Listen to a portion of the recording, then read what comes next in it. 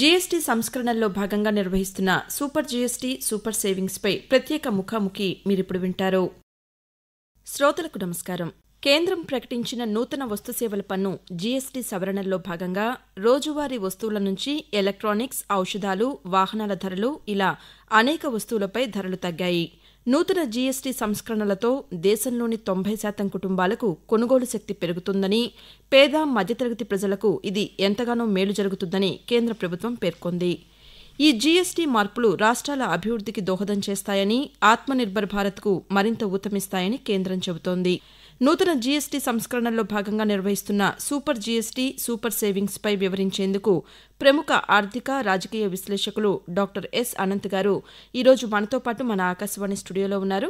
వారిని అడిగి మరిన్ని వివరాలు తెలుసుకుందాం. నమస్కారం అనంత్ గారు. శ్రోతలకు నమస్కారం. అనంత్ గారు, కేంద్రం ప్రకటించిన జీఎస్టీ కొత్త స్లాబ్ రేట్లు పేద మధ్యతరగతి ప్రజలకు ఎంతగానో ఉపయోగపడతాయని చెబుతోంది. మరి తగ్గిన జీఎస్టీ ధరలను సంస్థలు వినియోగదారులకు అందిస్తున్నాయంటారా? అంటే ఒకటండి, ముందు మొట్టమొదట మనం కనుక చూసుకున్నట్టయితే జిఎస్టీ లాంటి పన్నులు ఏదైతే ఉంటాయో, గూడ్స్ అండ్ సర్వీస్ ట్యాక్స్ అనేది ఏదైతే ఉంటుందో అది మనం ఇండైరెక్ట్ ట్యాక్స్ అంటాం. అంటే ఆదాయ పన్నులాగా కాకుండా మనకి ఏం చేస్తామంటే దీని మీద ప్రజల దగ్గర నుంచి వాళ్ళ ఖాతాల్లో నుంచి లేకపోతే వ్యక్తిగతంగా గవర్నమెంట్ డైరెక్ట్గా వసూలు చేయదండి. ఇదేంటంటే ఒక్కొక్క వస్తువు కొంటున్నప్పుడు మనం ఒక్కొక్క స్టేజ్లో, అంటే ఒక సంస్థ దగ్గర నుంచి లేకపోతే ఒక ఛానల్ నుంచి ఇంకో ఛానల్కి చేతులు మారుతా ఉన్న కొద్దికి ట్యాక్స్ పడతా వెళ్తుంది. అందుకని ఇండైరెక్ట్ ట్యాక్స్ అంటాం. దీనికి దాదాపు మనం ఏదైనా ఒక వస్తువు కొంటే, అంటే 0% ట్యాక్స్ ఉన్నట్టయితే తప్ప మనం కొనుక్కునే ప్రతి వస్తువు మీద పన్ను అనేది ఉంటుందండి. ప్రభుత్వం ఏదైతే ఉందో, ప్రభుత్వం అంటే మన భారతదేశంలో 3 స్థాయిల్లో ఉంటుంది. 1 కేంద్ర ప్రభుత్వం, 2 రాష్ట్ర ప్రభుత్వం, 3 లోకల్ గవర్నమెంట్స్. ఎవరి స్థాయిలో వాళ్ళకి పన్ను విధించే అధికారాలు ఉన్నాయండి. జిఎస్టీ వచ్చిన తర్వాత ఏం చేశారంటే చాలా వరకు ఈ ఇండైరెక్ట్ ట్యాక్సెస్ అనేది ఏదైతే ఉన్నాయో, పన్నులు ఏదైతే ఉన్నాయో అవన్నీ తీసుకెళ్లి జిఎస్టీ కింద తీసుకొచ్చేసేసి రాజ్యాంగం ప్రకారంగా ఏముంటుందని అంటే కొన్ని రకాల పనులు కేవలం కేంద్ర ప్రభుత్వం మాత్రం వేయచ్చు. 7 షెడ్యూల్ అని అంటాం అనమాట రాజ్యాంగంలో. దాంట్లో లిస్ట్ 1, లిస్ట్ 2, లిస్ట్ 3 అని ఉంటుంది. దాంట్లో ఎట్లా ఉంటుందంటే లిస్ట్ 1 అంటే కేంద్ర ప్రభుత్వానికి మాత్రమే హక్కు ఉంటుంది, 2 రాష్ట్రాలకు ఉంటుంది, 3వది కాన్కరెంట్ లిస్ట్ ఉంటుంది. దాంట్లో సెంట్రల్ గవర్నమెంట్ కానీ లేకపోతే రాష్ట్ర ప్రభుత్వం కానీ పన్నులు వేయచ్చు.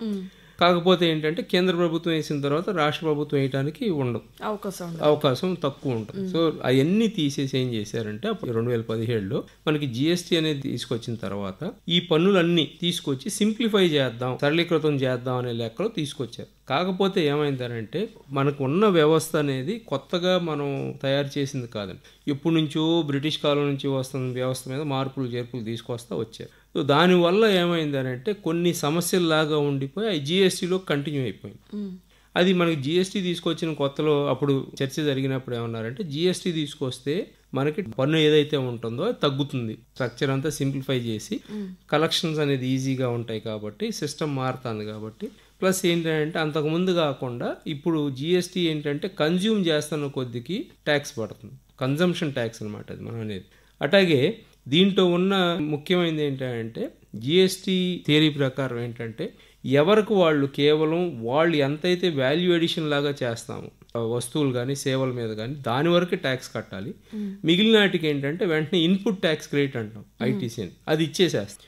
సో దానివల్ల ఏమవుతుందనంటే వ్యాపారాలకు ముఖ్యంగా ఎక్కడ కూడా వాళ్ళ అమౌంట్ క్యాపిటల్ ఏదైతే ఉంటుందో అది బ్లాక్ అయిపోవటం అనేది ఉండదు. ఎందుకంటే ఇన్పుట్ ట్యాక్స్ వస్తుంది, క్రెడిట్ వస్తుంది కాబట్టి మళ్ళీ తిరిగి రిటర్న్ వచ్చేస్తుంది వాళ్ళకి.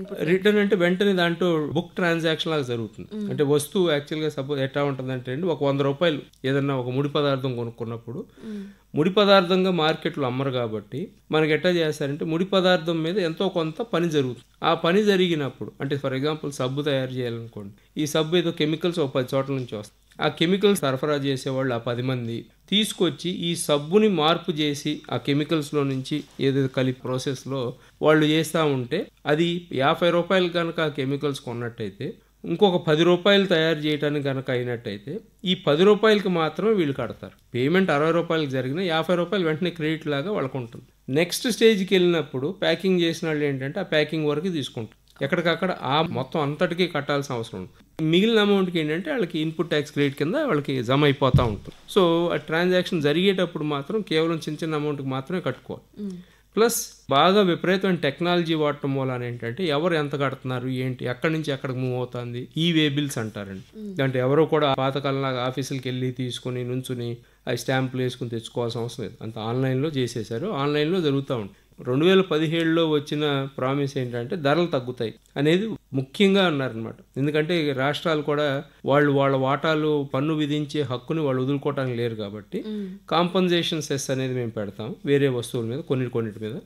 ఇప్పుడు లిక్కర్ ఇటువంటి వాటి మీద ఎక్కువ వేస్తాం, లగ్జరీ గూడ్స్ మీద. అయ్యి కాంపన్సేషన్ సెస్ కింద వసూలు చేసి రాష్ట్రాలకు పంచుతాం. ఎవరెవరి క్లాస్ ఉంటుందని ఆ ప్రపోర్షన్ కింద తీసుకున్నారు. అంటే వసూలు చేయడానికి సుమారు 14% ఎంత అవుతుంది శిస్తు వసూలు చేయడానికి, ఈ మిగిలిన ఇంతని ప్రపోర్షన్ క్యాల్కులేట్ చేశారండి. కాకపోతే ఏంటంటే అక్కడ రకరకాల కారణాల వల్ల మనకి వేరే ఇతర దేశాల్లో 1-2 స్లాబ్లు ఉంటాయి.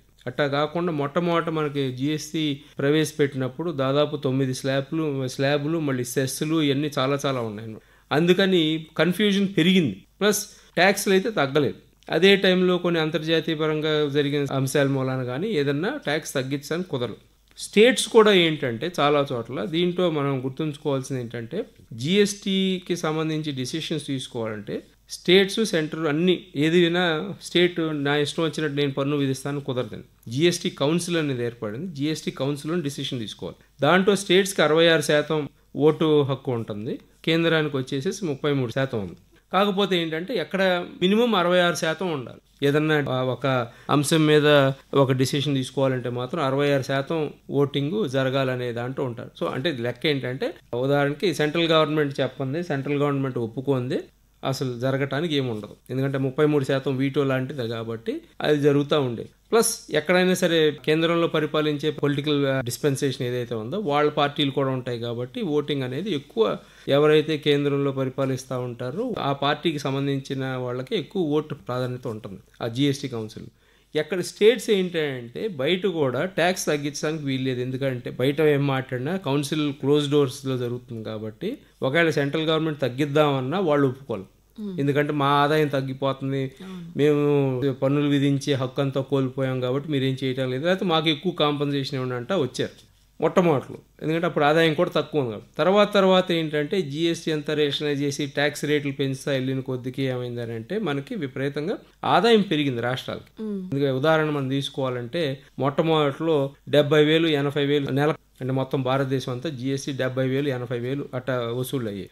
అది ఇప్పుడు కనుక చూసుకున్నట్టయితే మనకి నెలకి 1,25,000 నుంచి 1,80,000 వరకు మధ్యలో వసూలు అవుతుంది. దాదాపు కలెక్షన్ డబుల్ అయింది. సో ఇప్పుడు ఉన్న పరిస్థితుల్లో ఆర్థిక పరంగా మనకున్న పరిస్థితుల్లో మనకేంటంటే కంపల్సరీగా ఒకటి ట్యాక్సులు బాగా పెరగటం, ధరలు పెరగటం, ధరలు అంటే ఇప్పుడు సముద్ర రేటు పెరగటం, ఇంటర్నేషనల్గా ప్రాబ్లం రావటం, ఇప్పుడు ట్రంప్ సుంకాలు ఇవన్నీ వీటి మూలన ఆర్థిక వ్యవస్థ మీద ఒత్తిడి ఎక్కువ ఉందనే ఆలోచనతో ఇప్పుడు ట్యాక్స్ కనుక తగ్గిస్తే, ఇది కన్జంప్షన్ ట్యాక్స్ కాబట్టి మొత్తం అందరికీ కొనుక్కునే వాళ్ళు ఎంత స్థాయి వస్తువు అన్నా ఏదో ఒక ఇండైరెక్ట్ ట్యాక్స్ ఏదో ఒక రూపాన ఉంటుంది కాబట్టి అతి తక్కువ వస్తువులకి 0 ట్యాక్స్ ఉంటుంది. ఏదో కూరగాయలు అటువంటి వాటికి తప్ప వేరే వాటికి ఎంతో కొంత ట్యాక్స్ ఉంటుంది. అది తగ్గించారు. దానివల్ల ఏమవుతుందంటే మనం ఖర్చు పెట్టిన దాన్ని బట్టి ఉంటుంది. రోజుకు 100 రూపాయలు ఖర్చు పెట్టినట్టయితే ఇదివరకు 18% జిఎస్టీ ఉన్నట్టయితే కనుక ఆ 18% ఇవాళ 12% వచ్చినట్టయితే 6% మనకి సేవింగ్ జరిగినట్టే ఉంటుంది అనమాట. మనం రోజు ఎంత ఖర్చు పెడతాము, ఎటువంటి వస్తువు కొంటాం అనే దాని మీద ఆధారపడి ఉంటుంది. వస్తువులు అయితే ధరలు తగ్గినాయి. ఇంకోటి మీరు ముఖ్యంగా అడిగింది కంపెనీలు ప్రజలకి అందుబాటులోకి అది ఇవ్వాలా. చట్టపరంగా జిఎస్టీ చట్టంలో అయితే సెక్షన్ 171 అనుకుంటాను, దాని పరంగా అయితే జిఎస్టీ కౌన్సిల్ గనక తగ్గించినట్టయితే వాళ్ళు ఎట్టి పరిస్థితుల్లోనూ ప్రజలకు ఇవ్వాల్సిందే. ఎందుకంటే ఇది కంపెనీ కోసం కాదండి, ఎక్కడా కూడా ఇవి వ్యాపార సంస్థల కోసం ఇచ్చిన బెనిఫిట్ కాదు, కొనుక్కునే వాళ్ళ కోసం ఇచ్చిన బెనిఫిట్. అది కన్జంప్షన్ చేసేది ఎవరనంటే రోజువారీ మనం వెళ్ళి ఏదో ఒక వస్తువు కొనుక్కుంటా ఉంటాం కాబట్టి వినియోగదారుడు ఎవరైతే కొనుక్కుంటున్నారో వాళ్ళకి వెళ్ళాలి. సో అది ఆపటానికైతే ఉండదు. అందుకని కంప్లైంట్లన్నీ ప్రభుత్వం కూడా చూసుకున్నట్టయితే కేంద్ర ప్రభుత్వం అయితే కామర్స్ మినిస్టర్ అనుకుంటా ఆయన అయితే క్లియర్గా చెప్పేశారు మొట్టమొదటి రోజే కంపల్సరీగా మీరు పాస్ ఆన్ చేయాలి, ప్రజలకు వినియోగదారులకి అంతా మీరు అందించాల్సిందే, తగ్గించాల్సిందే ధరలు, లేదంటే మేము సివియర్ యాక్షన్ తీసుకుంటాం. చట్టంలో అయితే ఉందండి, కంపల్సరీగా అది పాస్ ఆన్ చేయాలని ఉంది. సో అది చాలా చోట్ల జరిగింది, కొన్ని చోట్ల ఏంటంటే సంస్థను బట్టి ఉంటుందండి. సార్, ఏ రంగాలు జీఎస్టీ ధరల తగ్గింపుతో ఎక్కువగా మేలు చేకూరే అవకాశం ఉందంటారు? అంటే ఇది ఎట్లా ఉంటుందంటేనండి కొన్ని రంగాల్లో ఉపయోగం ఉంది. ఉదాహరణ తీసుకోవాలంటే ఇన్సూరెన్స్ రంగం, హెల్త్ ఇన్సూరెన్స్, మధ్యతరగతి వాళ్ళు ఎక్కువ కొనుక్కునే కన్సంప్షన్ ఏదైతే ఉంటుందో వాటిలో కార్ రేట్లు కూడా కొన్ని మోడల్స్ తగ్గినాయి అన్నారు. అంటే లగ్జరీ వాటికి తగ్గలేదు, కానీ అట్లాగే ఇప్పుడు మనకి ఫాస్ట్ మూవింగ్ కన్జ్యూమర్ గూడ్స్ అంటాం, ఎఫ్ఎంసీజీ ప్రొడక్ట్స్ అంటాం, వాటిలో అన్నిట్లోనూ ఎంతో కొంత తగ్గినాయి. అంటే అసలు మామూలుగా ఎట్లా ఉంటుందంటే సామాన్య మానవుడికి కానీ ఎవరన్నా మానవుడు అన్న వాళ్ళకి ట్యాక్స్ కట్టకుండా ఉంటే బాగుండు అని అంటుంది. ఎవరికైనా అదే ఉంటుంది, ఎందుకంటే ఏదో ఉచితార్థం ఇస్తుందని. కాకపోతే ఏంటంటే మనం గుర్తుంచుకోవాల్సింది, ప్రభుత్వం వైపు నుంచి కనుక చూసినట్టయితే ప్రభుత్వం అనేది ఉండాలి, అది నడిపించాలన్నా ఖర్చుతో కూడిన పని. ప్రభుత్వానికంటూ డబ్బులు అనేవి ఉండవు, ప్రజల దగ్గర నుంచి అన్నా తీసుకోవాలి, లేదా అప్పన్నా తీసుకోవాలి, ఏదైనా పరిమితిలోనే ఉండాలి. ప్రజల దగ్గర నుంచి అని అంటే పన్ను రూపాన వసూలు చేయాలి, పన్ను ఎక్కువ అవ్వకూడదు. పన్ను ఎక్కువగా అవ్వకూడదు అని అంటే ఏంటనంటే మనం అప్పులు చేయాలి. మూడో మార్గం ఉంది, బట్ మూడో మార్గం అసలు జనరల్గా మనకి ఎక్కడ వాడరండి. అదేంటంటే నోట్లు ముద్రించడం. ఎక్కువ నోట్లు ముద్రించి మనకి ఆ జింబాబ్వే లాంటి దేశాల్లాగా అయిపోతాయి. సో అందుకని అది జరగని పని, మూడోది జరగదు. కాబట్టి జనరల్గా ఏం చేస్తూ ఉంటారంటే అప్పు తీసుకోవటం, లేదంటే పన్ను రూపాయలు చేయటం, వీటిలోనే ఉంటుంది మనకి. అందుకని ఏంటంటే జనాలకి ఎట్టాగున్నా ప్రజలకైతే మాత్రం కొంత ట్యాక్స్ కట్టాల్సిందే. ఎవరు కడుతున్నారు, ఎక్కడ కడుతున్నారు అనే దాని మీద చూసుకుంటే ఎక్కడెక్కడ మధ్యతరగతి వాళ్ళు ఎక్కువ కన్సంప్షన్ ట్యాక్స్ అని అంటున్నాం కాబట్టి మధ్యతరగతి వాళ్ళు కొనుక్కునే వస్తువుల మీద వాటి విలువను బట్టి ఉంటుంది. అంటే లగ్జరీ కాదు, మరి లగ్జరీ కాకుండా మధ్యతరగతి వాళ్ళు. ఫర్ ఎగ్జాంపుల్ ఇప్పుడు కనుక మనం బాగా చూసుకున్నట్టయితే మినిమం 10% తగ్గినాయి అనేది ఏసీలు తగ్గినాయి. లైఫ్ ఇన్సూరెన్స్ అయితే 0% వచ్చింది. దాదాపు ప్రతి మధ్యతరగతి కుటుంబంలోనూ సుమారు ఒక 30-40 వేలు ఇన్సూరెన్స్లు అయితే కడతా ఉంటారు. ఇదివరకు 18% ఉండేది. సో 30,000 మీద మీరు 18% అని అంటే అక్కడే మనకి దాదాపు 5,000 మనకి తగ్గుతుంది. సార్, ఇప్పుడు బీమా విషయానికి వస్తే మీరు అన్నట్టు వ్యక్తిగతంగా కాకుండా గ్రూప్ గా ఆరోగ్య బీమా తీసుకునే ఉద్యోగులకు జీఎస్టీ తగ్గింపు లేదని అంటున్నారు, ఇది వాస్తవమేనా? గ్రూప్ అనేటప్పుడు అది వేరే లెక్క ఉంటుందండి. ఇదేంటంటే వ్యక్తులకి, మనకి ఇప్పుడు జనరల్ ఇన్సూరెన్స్ కూడా తగ్గలేదండి. సో అది ఎక్కువ ప్రధానంగా ఇచ్చింది ఏంటంటే లైఫ్కి, హెల్త్కి ఇచ్చారండి. ఆ రెండిటికి మళ్ళీ మనం వేరే డైనమిక్ ఉంటుంది. ఇప్పుడు ఫర్ ఎగ్జాంపుల్ కంపెనీస్లో అనేటప్పుడు కల్లా ఏమవుతుందంటే, ఇప్పుడు గ్రూప్ ఇన్సూరెన్స్ అనేటప్పుడు కల్లా ఇప్పుడు సంస్థలు వాటిలో కడతారండి. మామూలు కుటుంబాలు అయితే చూసుకున్నట్టయితే వ్యక్తిగతంగా మెడిక్లెయిమ్ కట్టుకుంటారు. ఇండివిజువల్స్కి ఫోకస్ చేసి ఇచ్చారు. ఎందుకంటే కంపెనీ పరంగానో లేకపోతే వ్యవస్థ పరంగానో చూసుకుంటే వాళ్ళకి వేరే బెనిఫిట్స్ ఉంటాయి. చాలాసార్లు ఏమవుతుందని అంటే అది కట్టేది సంస్థ కట్టింది అనుకోండి, సంస్థ ఏముంది వాళ్ళ లాభాల్లోకి వీళ్ళు ఇచ్చే దాంట్లో నుంచి కడతా ఉంటుంది, కాబట్టి అటు తగ్గించు. సో జిఎస్టీ తగ్గింపు ధర అనేది కేవలం వ్యక్తిగతంగా తీసుకునే బీమా వాళ్ళకి మాత్రమే ఎక్కువ వాళ్ళకే వర్తిస్తుంది. అన్ని చోట్ల వాళ్ళు గవర్నమెంట్ ఏంటంటే జాగ్రత్తగా చూసుకుని, ఒకటి గవర్నమెంట్ జిఎస్టీ దగ్గరికి వచ్చేటప్పుడు కల్లా దాదాపు ఎవరు ఎట్టా ఖర్చు పెడుతున్నారు, ఏం జరుగుతుంది అనేది ఇన్ఫర్మేషన్ బాగా ఉంది. ఎందుకంటే మొత్తం అంతా టెక్నాలజీ వాడారు కాబట్టి అంత కంప్యూటరీకరణ అయిపోయింది. ఎక్కడి నుంచి ఏ వస్తువు ఎటు నుంచి ఎటు కదులుతుంది ఏంటని తెలుసు. సో ఇప్పుడు మనం కొనుక్కున్న వస్తువుని బట్టి ఫ్రిడ్జ్లు, టీవీలు ఎక్కువ మనకి గత 20 ఏళ్ళ నుంచి ఎక్కువగా ఒక 7-8 సంవత్సరాల నుంచి కనుక చూసుకున్నట్టయితే, కోవిడ్ తర్వాత నుంచి చూసుకున్నట్టయితే కుటుంబాలు ఎక్కువ ఖర్చు పెడుతున్నాయి. పర్సనల్ లోన్స్ తీసుకుని కానీ లేకపోతే వచ్చిన శాలరీస్లో నుంచి కానీ వాటిలో ఎక్కువ ఖర్చు పెడతాయి. ఇప్పుడు హౌసింగ్, ఇప్పుడు బ్యాంకులో రుణాలు కూడా తీసుకున్నట్టయితే వ్యాపార సంస్థలు తగ్గించినాయి రుణాలు రకరకాల కారణాల వల్ల. ఎక్కువ కుటుంబాలు తీసుకుంటాయి పర్సనల్ లోన్స్, వెహికల్ లోన్స్ కానీ లేకపోతే ఈ కన్జ్యూమర్ గూడ్స్ కానీ లేదనంటే ఈ ట్రావెల్ కానీ క్రెడిట్ కార్డ్ అప్పులు కానీ అన్నీ తీసుకునేది వ్యక్తులు తీసుకుంటున్నారు, కుటుంబాలు తీసుకుంటున్నారు. అందుకని ఏంటంటే వాళ్ళకి అన్ని చోట్ల కలిసి వస్తుంది. ఎంతో కొంత బెనిఫిట్ అయితే ఉంటుంది. అది ఖర్చు పెట్టిన దాన్ని బట్టి ఐటమ్ పెట్టడం. ఉదాహరణకి మనం పండగ 10,000 రూపాయలు ఫ్రిడ్జ్ కొన్నట్టయితే అది ఆటోమేటిక్గా మీకు లోవర్ స్లాబ్కి వచ్చింది కాబట్టి ఒక 7% అక్కడే తగ్గింది. ఇదివరకు 28% ఉండేది, ఇప్పుడు అది కొన్ని 12, కొన్ని 18 అట్ట వెళ్ళినాయి అనమాట. సో అటువంటివి ఉంటాయి, ఆ వస్తువుని బట్టి ఉంటుంది. అనంత్ గారు, ఈ జీఎస్టీ తగ్గింపుతో కేంద్రానికి ఎంత మేర ఆదాయ నష్టం కలుగుతుంది, అలాగే ఆ నష్టాన్ని మరే ఇతర మార్గాల్లో భర్తీ చేయవచ్చుంటారు? అంటే ఒకటి ఆదాయ నష్టం అనేది ఏంటంటే ఒక సంవత్సరం జరుగుతుంది, కానీ మనం ఒకటి గుర్తుంచుకోవాల్సింది ఆర్థిక వ్యవస్థ అనేది ఒక సైకిల్ లాంటిది అనమాట. ఎందుకంటే రూపాయి ఏదైతే ఒక చోట నుంచి తీసుకున్నది ఇంకో చోట ఎక్కడో చోట ఖర్చు అవుతూ ఉంటుంది. సో ఇప్పుడు ప్రజలు కనుక ఉన్నట్టయితే కనుక వీళ్ళు ఇదివరకు ట్యాక్స్ రూపాయి చొప్పున కట్టేది, ఇప్పుడు ఏమవుతుందంటే వేరే దాంట్లో ఖర్చు పెట్టుకుంటారు, అప్పు తీర్చుకోవటమో ఖర్చు పెట్టుకోవటమో ఇంకోటి చేస్తూ ఉంటారు. సో ఎక్కడా కూడా తగ్గటం అనేది కొంతకాలం వరకు తగ్గుతుందండి. తర్వాత ఏంటంటే ఆర్థిక వ్యవస్థ కుదిరిపడితే కొద్దికి పెరుగుతూ ఉంటుంది. గవర్నమెంట్ లెక్క కూడా అంతే, ఎందుకంటే ట్యాక్సులు తగ్గిస్తూ ఉంటే జనాలు ఖర్చు ఎక్కువ పెడతారు. ఖర్చు ఎక్కువ పెడతా ఉంటే ఎకనామిక్ సైకిల్ ఏదైతే ఉందో అది కదులుతూ ఉంటుంది. అది కనుక ఊపందుకున్నట్టయితే ఇంకా ఎక్కువ రెవెన్యూ వస్తుంది. అంచనాల ప్రకారంగా చూసుకుంటే ఏమంటున్నారంటే 60,000 కోట్ల నుంచి 1,00,000 కోట్ల వరకు ఒక సంవత్సరానికి తేడా వస్తుంది. కానీ మనం గుర్తుపెట్టుకోవాల్సింది ఏంటంటే ఇక్కడ సంవత్సరానికి కాదు, 6 నెలలకి. సంవత్సరానికి 1,00,000 కోట్ల ఆదాయం తగ్గుతుందనే అంచనా కనుక ఉన్నట్టయితే మనం 50,000 కోట్లే నష్టం వస్తుంది అనుకో. ఎందుకంటే మనం మిగిలిన 6 నెలలే కాబట్టి సెప్టెంబర్ నుంచి తగ్గించారు కాబట్టి సుమారు ఒక 6 నెలలు 2 వారాలు ఎంత ఉంటుంది. అది ఒకటి. అది దాంతో పాటు ఏమవుతుందంటే ఇప్పుడు తగ్గిందా లేదా అనేది పక్కన పెట్టినట్టయితే మనకి అక్కడ జరిగింది ఏంటంటే 2017లో తగ్గిస్తాం అనేది ఒక జిఎస్టీ అనేది ఎందుకనంటే మీకు ముందు ట్యాక్సులు తగ్గుతాయన్నారు. సెకండ్ ఏంటంటే ట్యాక్స్ ఎక్కువ పడినా అంటే గవర్నమెంట్లో కొంతమందికి ఎట్టా ఉంటుందంటే గవర్నమెంట్ దగ్గర డబ్బులు లేవు, ఏదో దానికి ఖర్చు పెడతా ఉంటారు, ఆ స్కీమో ఈ స్కీమో అటు ఖర్చు పెడతామన్న కొద్దికి ఎక్కడి నుంచి వస్తాయంటే ట్యాక్స్ లేని అంటారు. ట్యాక్స్ కూడా పరిమితికి దాటి గనక విధించినట్టయితే వ్యవస్థ అంతా అల్లకల్లోలం. ఎందుకంటే ఎవరి దగ్గర డబ్బులు లేవు ఖర్చు పెట్టుకోవడానికంటే వస్తువులు కానీ సేవలు కానీ మనం కొనుక్కోకపోతే అన్ని చోట్ల కూడా ఆర్థిక వ్యవస్థ అంతా కూడా ఇబ్బంది ఉంటుంది. భారతదేశానికి వచ్చే సమస్య ఏంటంటే మన ఆర్థిక వ్యవస్థ చాలా పెద్దది. అమెరికా, చైనా అంత పెద్దది కాకపోయినా తక్కిన దేశాలు చూసి పెద్దది, జనాభా ఎక్కువ. సో ఇటువంటి పెద్ద ఆర్థిక వ్యవస్థలు ఏంటంటే అది గనక స్లో డౌన్ లాంటిది వస్తే మళ్ళీ అది రివైవ్ చేయటం అనేది చాలా ఇబ్బంది అవుతుంది. అందుకని ఏంటంటే ప్రభుత్వం ఏం చేస్తుంది, అటు ఇప్పుడు ఇంకోటి ఆలోచించాల్సింది, అటు ట్రంప్ సుంకాల మూలాన కూడా బాగా ఇబ్బందిగా ఉంటుంది. ఎందుకంటే ఎక్స్పోర్ట్ చేసే వాళ్ళందరూ ఇబ్బంది పడతారు. ఎక్స్పోర్ట్ అనేది దాదాపు సుమారు 30-33% మన ఆర్థిక వ్యవస్థలో ఎక్స్పోర్ట్స్ ఉంటుంది.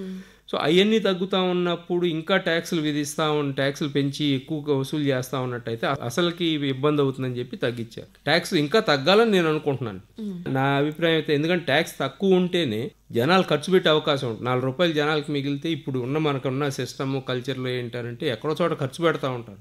ఏదో ఒక వ్యాపారంలో ఏదో ఒక వస్తువు సేవో కొంటా ఉంటే ఇప్పుడు ఆదాయం తక్కువ ఉన్నప్పుడు, లేకపోతే ఆదాయం తగ్గుతుందేమో, లేకపోతే ఆదాయం ముందు మనకి ఇంత ఆదాయం ఉండదేమో అనుకున్నప్పుడు మొట్టమొదటి చేసేది ఏంటంటే వినియోగదారుడు తగ్గించుకుంటాడు. అది తగ్గించుకుంటే మళ్ళీ ఎక్కడో కొనుక్కునే చోట అమ్మే వాళ్ళకి ఇబ్బంది కదా, తయారు చేసే వాళ్ళకి ఇబ్బంది, వ్యాపారం చేసే వాళ్ళకి ఇబ్బంది, అమ్మే వాళ్ళకి ఇబ్బంది, అందరికీ ఇబ్బంది. అటువంటి సిస్టమ్ రాకుండా ఉంటాను కానీ మనకి ప్రభుత్వం ట్యాక్సులు తగ్గిద్దామని ఆలోచన వచ్చింది. ఇంకోటండి మనం గుర్తుపెట్టుకోవాల్సింది, ట్యాక్స్ కనుక తగ్గించకపోతే మన ఎకానమీలో కాంపిటేటివ్నెస్ అనేది ఉండదు. ఎందుకంటే మనం తక్కిన దేశాలతో చూసుకుంటే మనకి ట్యాక్స్ అనేది చాలా అంశాలు, అన్నిట్లోనూ కాదు చాలా అంశాల్లో మనకి ఎక్కువ ట్యాక్స్ పడుతుంది. ఇప్పుడు ఫర్ ఎగ్జాంపుల్ ఉత్పత్తి చేసే వాళ్ళకి భారతదేశంతో కంపేర్ చేసుకుంటే వాళ్ళకి అక్కడ ట్యాక్సులు చాలా తక్కువ ఉన్నాయి. సో వాళ్ళకి ఆటోమేటిక్గా తక్కువగా ఉత్పత్తి చేయగలుగుతారు. మనకు అట్టే కాదు కదా, అన్నిటికీ ట్యాక్స్ కడతా. మనం గుర్తుపెట్టుకోవాల్సింది ఏంటంటే ఇక్కడ జిఎస్టీ ఒకటే కాదండి, మళ్ళీ వేరే ఇతర ట్యాక్సెస్ ఉంటాయి, డైరెక్ట్ ట్యాక్సెస్ ఉంటాయి, ఇన్కమ్ ట్యాక్స్ ఉంటుంది, ప్రాపర్టీ ట్యాక్స్, ఇవన్నీ ఉంటాయి. సో ఇండైరెక్ట్ ట్యాక్స్ అనేది ఎంత తక్కువ ఉంటే అంత మంచిదండి. ఈ మనకనే కదా, అన్ని చోట్ల అదే సిస్టమ్ ఉంటుంది. సార్, అసలు కేంద్రం ప్రకటించిన ఈ జీఎస్టీ తగ్గింపు ప్రజల పొదుపులను పెంచుతుందంటారా, లేక వినియోగాన్ని పెంచడంలోనే ఉపయోగపడుతుందంటారా? రెండు ఉంటాయండి. ఫర్ ఎగ్జాంపుల్ తీసుకున్నట్టయితే ఇప్పుడు ఎక్కడికో ఎందుకు మనం ఇన్సూరెన్స్ తీసుకుంటాం. బీమా సంస్థలో ఇప్పుడు మెడికల్ ఇన్సూరెన్స్ ఉందండి. ఇప్పుడున్న ఖర్చులకి ఒకటేంటంటే ప్రభుత్వం అందరికీ అన్ని సేవలు ఇవ్వలేదు, ఉచితంగా ఇవ్వలేదు. కొన్ని ఇంపార్టెంట్ ఇచ్చినా చాలా మందికి ఇవ్వలేదు. కాబట్టి ప్రైవేట్గా మనం కనుక కొనుక్కున్నట్టయితే ఏమవుతుంది, అవన్నీ ఎక్కడ కొనుక్కోవాలి ఏంటి అనేది 100 రూపాయలది 118 రూపాయలు, ఆ 18 రూపాయలు ట్యాక్స్ అవుతాడు. ఏంటంటే నేను కొనుక్కోగలిగి నాకు 100 రూపాయలకి సంబంధించిన ఇన్సూరెన్స్ కొనుక్కుంటాను. ఆ 18 రూపాయలు నాకు భారంగా ఉంటుంది. కాబట్టి ఆ భారం తగ్గిస్తాను కొద్దికి నేనేం చేస్తాను, నా కుటుంబానికి పెరిగే ఖర్చులతో సంబంధించి పెట్టుకుంటాం. అటువంటి అన్ని మనకి దీనివల్ల ఉపయోగపడతాయి. ఒక కుటుంబం కనుక తీసుకున్నట్టయితే ఇప్పుడున్న ఖర్చులకి అందరికీ ఇన్సూరెన్స్ కవరేజ్ రావాలి అని అంటే మధ్యతరగతి కుటుంబానికి 4 కనుక ఉన్నట్టయితే ఒక 15 నుంచి 20 లక్షలు ఇన్సూరెన్స్ ఉండాలండి. ఇప్పుడున్న ఖర్చులు అట్టా ఉన్నాయి ఇన్సూరెన్స్. ఎందుకంటే ఇప్పుడు ప్రైవేట్ సంస్థల్లోకి వెళ్ళి చేరితే ఆ విపరీతమైన మెడికల్ ఖర్చులు బాగా ఎక్కువ ఉన్నాయి. కాబట్టి హాస్పిటల్స్ వాటిల్లో కోవిడ్ తర్వాత మనకు ఇంకోటి గమనించాల్సింది ఏంటంటే హెల్త్ పరంగా కొంచెం అందరికి ఇబ్బందులు పెరిగినాయి. అటువంటి అప్పుడు మనం హెల్త్ ఇన్సూరెన్స్ అంటే 20 లక్షల పాలసీ తీసుకోవాలనుకోండి, దాదాపు 60,000 రూపాయలు అవుతుంది. 60,000 రూపాయలు అని అంటే దానికి 18% చొప్పున, అంటే ముందు 18% అని అంటే అదే 10,000 అవుతుంది. సో 10,000 ఒక మధ్యతరగతి కుటుంబానికి కనుక పొదుపు తగ్గిందని అంటే చాలా ఎక్కువ తగ్గినట్టు. అది వేరే చోట వాళ్ళు ఖర్చు పెడతారా, లేకపోతే సేవింగ్ చేసుకునే వాళ్ళు ఉంటారు, అవకాశాలు ఉంటాయి. ఇప్పుడు లోన్ తీర్చుకోవడం అనేది కూడా ఒక సేవింగ్ లాంటిదే కదా. అప్పు తీరిపోతే ఇంకో అప్పు తీసుకోవచ్చు అని లెక్కలో కూడా చాలా మంది ఉంటారు. అందుకని అటువంటిది పొదుపు కూడా పెంచుతుంది. కాకపోతే ఏంటంటే పొదుపు ఖర్చు ఇది ఎంత తగ్గితే అదంతా పెరుగుతుందని చెప్పి మనం చెప్పడం అనేది అంత సులభం కాదు. అది ఒక్కొక్క కుటుంబాన్ని బట్టి ఉంటా ఉంటుంది. ఆ చదువులు ఖర్చు పెట్టే వాళ్ళు ఉంటారు. ఇప్పుడు సడన్ గా ప్రొఫెషనల్ కోర్సులు పెట్టాలంటే వాళ్ళు ఎక్కువ పెట్టాలి. సో వాళ్ళకి ఇదంతా ఉంటుంది. అది సేవింగ్స్ ను కన్జంప్షన్ అనేది మనం ఎస్టిమేట్ చేసి కరెక్ట్గా అంచనా వేయటం అనేది చాలా కష్టంగా ఉంటుంది అన్నమాట. సార్, అలాగే ఇతర పన్నులను పెంచి జీఎస్టీ ధరలను సడలించినప్పుడు దేశ ఆర్థిక వ్యవస్థకు ఏమైనా ప్రయోజనం కలుగుతుందంటారా? ఒకటండి, పన్ను ఇక్కడ తగ్గించింది వేరే చోట కనుక పెంచినట్టయితే దానివల్ల ఉపయోగం ఉండదు. ఎందుకంటే ఒక జేబులోంచి తీసి ఇంకో జేబులో పెడితే ఉపయోగం ఏమి ఉండదు కదా. అందుకని ఏంటంటే ఇప్పుడు గనక రేపు వచ్చే బడ్జెట్లో ధరలు తక్కినాటి మీద గనక ట్యాక్సులు పెంచినట్టయితే దీనివల్ల దీర్ఘకాలంలో ఉపయోగం ఉండదండి. ఎందుకనంటే ఏమవుతుందంటే సెంట్రల్ గవర్నమెంట్ జీఎస్టీ తగ్గించింది కాబట్టి ప్రాపర్టీ ట్యాక్స్ పెంచుతామనంటే ఏదైనా కుటుంబానికి వాళ్ళ జేబులో నుంచి వెళ్తూ ఉంటాయి. ఫైనల్ గా ఖర్చు పెట్టేది కుటుంబాలు, వాళ్ళు ఉద్యోగాలు ఉన్న దాన్ని బట్టి ఆ కుటుంబాలకి వచ్చిన ఆదాయాన్ని బట్టి ఖర్చు పెడతా ఉంటారు. సో వేరే చోట పెంచడం అనేది మాత్రం మంచిది కాదని నేను అనుకుంటున్నాను. తగ్గించింది ఏంటంటే తగ్గించాలి, ఇంకా తగ్గాలి. ఫర్ ఎగ్జాంపుల్ కొన్ని అంశాలు ఉన్నాయి. క్రమక్రమంగా ఏంటంటే పెట్రోల్ మీద కూడా తగ్గించాలి. అట్లాగే ప్రాపర్టీ ట్యాక్సెస్, ఎన్ని రిజిస్ట్రేషన్ ఛార్జెస్ అన్ని ఎక్కువ ఉంటాయి. అది మన దేశంలో ఉన్నంత చాలా దేశాల్లో ఉండవు. అంటే మనం అంటే ఆఫ్రికాతో కంపేర్ చేసుకోకూడదు, బట్ వేరే దేశాలతో చూసుకుంటే ఇప్పుడు వియట్నాం లాంటి దేశాలు ఉన్నాయి, అక్కడ మనంత ట్యాక్స్లు ఉండవు. సో ఉత్పత్తి చేసే వాళ్ళకి అది బాగా అట్రాక్టివ్గా ఉంటుంది. ఎట్టా చేసుకోవాలనేది ఆలోచించుకోవాలి. సరే, ఈ జీఎస్టీ తగ్గింపు ప్రభావం మన ఆర్థిక వ్యవస్థపై ఎలాంటి ప్రభావం చూపిస్తుందంటారు? అంటే ఆదాయం తగ్గితే ఇబ్బంది అవుతుందని కొందరు అంటూ ఉంటారండి. అది ఒకటి వినిపిస్తూ ఉంటుంది. కానీ నేను అంత ఉండదు అనుకుంటున్నాను. ఏదన్నా ఒక 6 నెలలు లేకపోతే 3 నెలలు ఉండొచ్చేమో. కానీ ఎందుకంటే మనం ఇప్పుడు చూసుకునేది ఆదాయం ఇప్పుడు క్యాల్కులేట్ చేసుకోవటం ఏంటంటే మనం ఎప్పుడైనా లెక్క వేసుకున్నప్పుడు మనకి ఈ సంవత్సరం గవర్నమెంట్ 100 రూపాయలు ఆదాయం వస్తుందనంటే మామూలు పరిస్థితుల్లో 100 రూపాయలు వస్తాయి. కానీ మారిన పరిస్థితుల్లో ఇప్పుడు అక్కడ ఎక్స్పోర్ట్స్ పోయిన తర్వాత ఈ 100 రూపాయలు రావు కదా. రేపొద్దున ఈ 100 రూపాయల ఆదాయం రాకపోతే జీఎస్టీ మూలాన తగ్గిందని అనుకోవటం పొరపాటు. ఎందుకంటే ఎక్స్పోర్ట్ చేసే వాళ్ళకి కొంత ఎక్కడో చోట ట్యాక్స్ పడతా ఉంటుంది. వాళ్ళకి ఆ ఇన్పుట్ క్రెడిట్ వస్తుంది, ఫైనల్ ప్రోడక్ట్ మీద ఉండకపోవచ్చు కానీ బట్ ఎక్కడో చోట ఒక స్టేజ్లో ఉంటుంది. 100% వాళ్ళకి వాల్యూ చైన్ మొత్తంలో 0 ట్యాక్స్ కాదు అది. అందుకని ఏంటంటే మనం గుర్తుపెట్టుకోవాల్సింది ఏది ఎంతవరకు జరిగింది అనేది ఒక 6 నెలలు సమయం పడుతుంది. ఎటాగు బడ్జెట్లో మళ్ళీ కొన్ని మార్పులు చేర్పులు ఉంటాయి. అంటే ట్యాక్స్ రేట్లు అనేది బడ్జెట్లో ఉండకపోయినా బట్ తక్కిన చోట్ల అయితే మాత్రం అసలు ఎంత వస్తుంది ఆదాయం ఏంటి అనేది కనపడుతుంది. అంటే మనకి ఇంకా 4 రోజులు కూడా అవ్వలేదండి. సో ఒక 2-3 నెలల తర్వాత అసలు ఎంతవరకు తగ్గుతుంది ఏంటి అనేది తెలుస్తుంది. ఒకేసారి మనం అనుకోవటానికి ఉండదు. ఎందుకంటే ఇప్పుడు మనం గుర్తుపెట్టుకోవాల్సింది జీఎస్టీ కలెక్షన్ ఎంత వసూలు అవుతుంది అనేది ఒకటి కాదు. మొన్న ఎక్కడో చూస్తే సుమారు ఒక 6 నుంచి 9 లక్షల కోట్లు రావాల్సిన బాకీలు ఉన్నాయండి జీఎస్టీకి సంబంధించింది. ప్రాడిది ఒక 6 లక్షల కోట్లు ఉందని గవర్నమెంట్ వాళ్ళు ఐడెంటిఫై చేశారు. సో అవి వసూలు అవుతా ఉంటే ఇక్కడ తగ్గించింది నిలదొక్కుంటుంది కదా వ్యవస్థ. సో అది వసూలు చేస్తారా లేదా, ఎట్టా ఉంటుంది, ఎటువంటి రకమైన ఫ్రాడ్ ఉందనేది క్రమక్రమంగా తెలుస్తూ ఉంటుంది. సో అందుకని మనం ఒకదాని మూలానే మన ఆర్థిక వ్యవస్థ కుప్పకూలిపోతుందని అనుకోవటానికి లేదని. ఎందుకంటే అది మళ్ళీ ప్రజల్లో సర్క్యులేట్ అవుతూ ఉంటుంది కాబట్టి అనుకున్నంత ఇబ్బందికరంగా అయితే ఉండదని నేను అనుకుంటున్నాను. ఒక చోట ఆదాయ పరంగా నష్టం వచ్చింది, గవర్నమెంట్ ఇంకో చోట పూడ్చుకోవాల్సిన పరిస్థితి ఉంది. అది ఎట్టా పూడ్చుకోవాలి? ఇక్కడ తగ్గించకపోయినా రేపొద్దున ట్రంప్ సుంకాల మూలాన, ప్రపంచంలో ఉన్న సమస్యల మూలాన ఎట్టాగూ ఆదాయం తగ్గేది. సో అది మనం గుర్తుపెట్టుకుని చేసుకోవాలి. సరే, ఈ పన్ను స్లాబ్ల కుదింపు వల్ల వస్తువుల కొనుగోలు గణనీయంగా పెరుగుతోందంటారా? అంటే ఎలక్ట్రానిక్స్ వస్తువులే కానివ్వండి, వాహనాల కొనుగోలే కానివ్వండి, ఇలాంటి వాటిలో ఏమైనా గణనీయమైన మార్పులు ఏమైనా చోటు చేస్తాయి? గణనీయంగా అంటే ఒకటి ఉంటుందండి. ఎప్పుడు కూడా మనం ఇప్పుడు వాహనాలు ఉన్నాయనుకోండి, దానికి అది జీవిత కాలాన్ని బట్టి ఉంటుంది. ఇప్పుడు అది రిప్లేస్మెంట్ డిమాండ్ అంటాం మనం ఇంగ్లీష్. ఆ డిమాండ్ అది ఎంతవరకు ఉంది, నాకు గుర్తున్నంత వరకు, నాకు తెలిసినంత వరకు, నేను చదివిన దాన్ని బట్టి ఏంటంటే రాబోయే 2-3 సంవత్సరాల్లో మనకి ఈ రిప్లేస్మెంట్ డిమాండ్ అనేది ఎక్కువ వస్తుంది. ఎందుకంటే 2008, 10, 12, 14 వరకు కొనుక్కున్న వాహనాలు కానీ ఇటువంటివన్నీ మార్చుకోవాల్సిన పరిస్థితి వస్తూ ఉంటుంది. ఆ సందర్భంలో ఒకవేళ గనక ఉదాహరణలాగా చెప్తున్నాను, సపోజ్ ఒక వ్యక్తి కారు ఏదో మారుద్దాం అనుకున్నారు, కానీ ఇప్పుడున్న ఆర్థిక వ్యవస్థ పరంగా ఏంటంటే కొన్ని ఇబ్బందులు ఉంటాయో అని భయం ఉండొచ్చు. నిజం అవ్వచ్చు, లేకపోతే అది భయాందోళన అవ్వచ్చు. సో మళ్ళీ ఒక 10 లక్షల బడ్జెట్ అనుకోండి, ఎందుకు అనవసరంగా 10 లక్షలు కొనటం, ఒక 6-7 లక్షలు పెట్టి కారు కొనుక్కుంటానులే, లేకపోతే ఈ కారు ఇంకో సంవత్సరం వాడతానులే అనే ఆలోచనలు ఉన్నారనుకోండి. అంటే రిప్లేస్ చేయకుండా అదే రిపేర్ చేయించి వాడుకుంటే ఆర్థిక వ్యవస్థకి ఏం లాభం లేదు కదా. సో ఆ రిప్లేస్మెంట్ డిమాండ్ అనేది ద్విచక్ర వాహనాల్లో అది మనకి ఎక్కువ కనపడతా ఉంటుంది. అది ఆ రిప్లేస్మెంట్ డిమాండ్కి ఈ రేటు తగ్గటం మూలన అది అట్రాక్టివ్గా ఉందా లేదా అనేది చూసుకోవాలి. వడ్డీ రేట్లు కూడా తగ్గితే ఇంకా కన్జంప్షన్ పెరుగుతుంది. సో అట్లా ఒక్క ఫ్యాక్టర్ కాకుండా దీనికి రకరకాల అన్ని లింక్ అయి ఉంటాయి కాబట్టి ఆ సర్కిల్ కనుక గీసుకున్నట్టయితే మనం ఆ సర్కిల్లో అన్ని ఫ్యాక్టర్స్ వర్తిస్తాయండి. కేవలం ఒకదాని మూలానే కుటుంబం అనేది కొనాలా అమ్మాలా అని డిసైడ్ చేసుకోరు కదా. ఒక 10-15 అంశాలు ఉంటాయి, లేకపోతే 5-6 అంశాలు ఉంటాయి, వాటిని బట్టి చూసుకుంటారు. అది జిఎస్టీ తగ్గింపు అనేది ఒక అంశం. రేపు వడ్డీ రేట్లు తగ్గితే అది ఒకటి, రేపు వేరే ధరలు కూడా తగ్గుతా వస్తున్నాయి అనుకోండి, అది ఇంకా మంచిది. ఎందుకంటే వాళ్ళు ఖర్చు పెట్టుకోవడానికి ఎక్కువ ఉంటుంది. ఇప్పుడు కూరగాయ ధరలు కానీ ఇటువంటివన్నీ తగ్గుతూ ఉంటే ఇంకా మంచిది. ఉద్యోగ అవకాశాలు పెరిగితే ఇంకా మంచిది.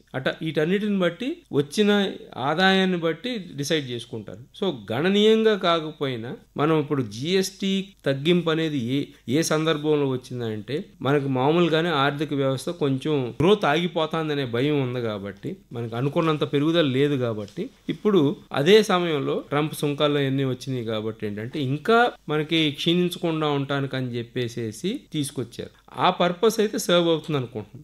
ఎంతవరకు పెరుగుతాయి అనేది మనం వేచి చూడాలి. ఇప్పుడు ఎక్స్పోర్ట్ ఇండస్ట్రీస్ లేకపోతే సాఫ్ట్వేర్ ఇండస్ట్రీస్ బాగా దెబ్బతిన్నాయి అంటున్నారు. ఎక్స్పోర్ట్ అనేటప్పటికి టెక్నాలజీ సెక్టర్ కూడా ఉంటుంది. టెక్నాలజీ సెక్టర్లో ఒకవైపు ఉద్యోగాలు పోతాయేమో అనే భయం ఉన్నట్టయితే వెళ్ళి కార్లును బైక్లును ఇళ్ళు కొనుక్కోరు కదా, వాళ్ళు ఆగుతారు కదా. సో దాన్ని జిఎస్టీ మీద తోయటం అనేది సబబు కాదని నా అభిప్రాయం. నూతన జీఎస్టీ సంస్కరణలో భాగంగా నిర్వహిస్తున్న సూపర్ జీఎస్టీ, సూపర్ సేవింగ్స్ పై ఎన్నో విషయాలు మా శ్రోతలకు చాలా చక్కగా తెలియజేశారు. ధన్యవాదాలు డాక్టర్ అనంత్ గారు. ధన్యవాదాలు. జీఎస్టీ సంస్కరణల్లో భాగంగా నిర్వహిస్తున్న సూపర్ జీఎస్టీ, సూపర్ సేవింగ్స్ పై ప్రత్యేక ముఖాముఖి మీరింతవరకు విన్నారు. అతిథి డాక్టర్ ఎస్ అనంత్ గారు, ప్రముఖ ఆర్థిక రాజకీయ విశ్లేషకులు. పరిచయకర్త కె రాణి. సమర్పణ ప్రాంతీయ వార్తా విభాగం, ఆకాశవాణి విజయవాడ కేంద్రం.